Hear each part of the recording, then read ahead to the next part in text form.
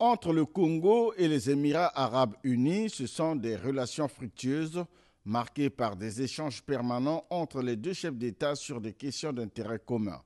Venu participer au Forum mondial des investissements à Abu Dhabi, le président de la République, Denis Sassou Nguesso, a rencontré ce mardi 8 avril 2025 au palais du bord de mer son homologue émirati, le prince tchèque Mohamed Ben Zayed Al Nahyan, président de la Fédération des Émirats arabes unis.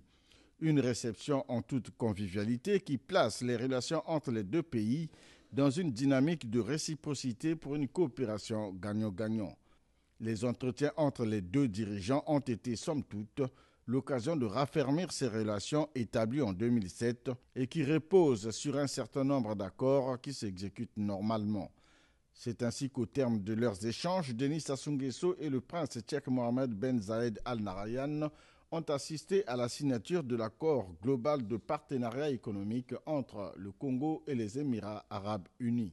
Il a été signé du côté émirati par le ministre du Commerce extérieur Ahmed Al-Zeyoudi et du côté congolais par le ministre des Finances, du Budget et du Portefeuille public, Christian Yoka.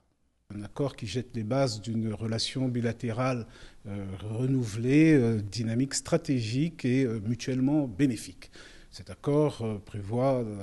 l'instauration d'une zone de libre-échange entre nos deux pays et l'identification d'un certain nombre de secteurs prioritaires, parmi lesquels les secteurs des industries extractives, le transport et la logistique, l'agriculture, le tourisme, encore l'économie digitale. Voilà à peu près les secteurs qui sont concernés par cet accord que nous allons maintenant nous employer non seulement à faire ratifier, mais ensuite à opérationnaliser.